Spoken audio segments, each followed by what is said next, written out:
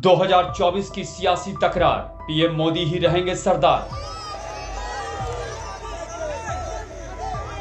NDA का कुनबा और मजबूत, विपक्षी खेमे में भयंकर फूट।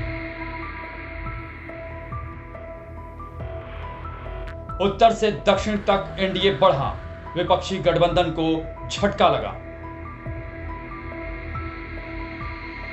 2024 के चुनावी समर की जंग दिन ब दिन दिलचस्प होती जा रही है।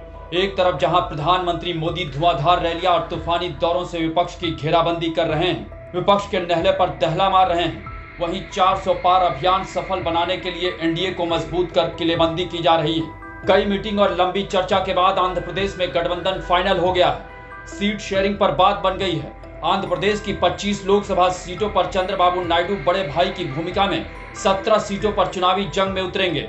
वहीं बीजेपी 6 सीट और पवन कल्याण की जनसेना 2 सीटों पर हुंकार भरने वाली है। जेपी नड्डा और अमित शाह के साथ बैक टू बैक मीटिंग के बाद चंद्रबाबू और पवन कल्याण ने एनडीए में एंट्री पर मुहर लगा दी है। एनडीए में जहां चंद्रबाबू की 5 साल बाद वापसी हुई है, वहीं ओडिशा में नवीन पटनायक भी 15 साल बाद एनडीए में आने की तैयारी कर रहे हैं। सूत्रों का दावा है कि 21 लोकसभा सीटों वाले ओडिशा में भी बहुत जल्द बीजू जनता दल और भारतीय जनता पार्टी के बीच डील फाइनल हो सकती है। इतना ही नहीं, पंजाब में अकाली दल को वापस लाने के लिए भी बीजेपी के बड़े नेता मिशन मोड में काम कर रहे हैं। बीजेपी की इस रणनीति से साफ है कि वो मिशन 400 के लिए सीरियस ही नहीं, बल्कि उसे साख का सवाल बनाकर मैदान में उतर चुकी है। अपना कुनबा मजबूत करने के साथ साथ बीजेपी ने विपक्षी दलों में सेंधमारी से विरोधियों के हौसले पस्त कर दिए हैं। ऐसा लगता है कि चुनाव की शुरुआत से पहले ही नतीजों के रुझान आने लगे हैं।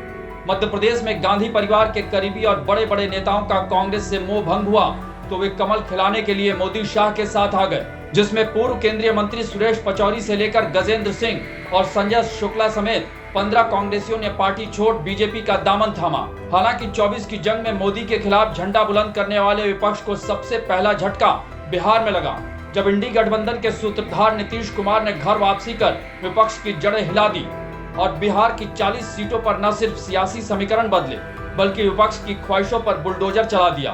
कुछ ऐसे ही उत्तर प्रदेश में भी हुआ था, जब बीजेपी ने जयंत को अपने पाले में लाकर बड़ी पॉलिटिकल स्ट्राइक की, जिसकी कीमत राज्यसभा के रण में अखिलेश यादव को चुकानी पड़ी। महाराष्ट्र में भी अशोक चव्हाण समेत कई दिग्गजों के पाला बदलने से कांग्रेस को बड़ा झटका लग चुका है।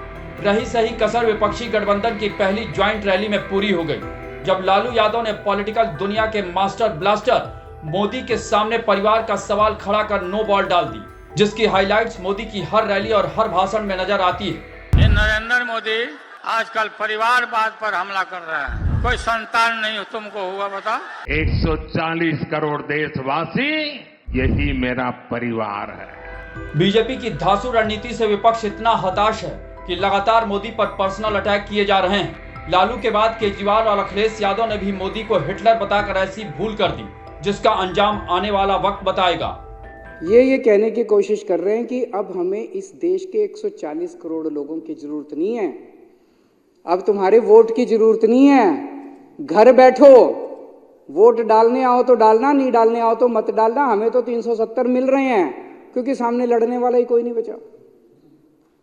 थोड़े दिन के अंदर सारा विपक्ष, हिटलर ने भी यही किया था। जब हिटलर आया था, हिटलर ने 3 महीने में कर दिया, इन्होंने 10 साल लगा दिए। जो लोग 14 में आए थे वो 24 में जाने वाले हैं,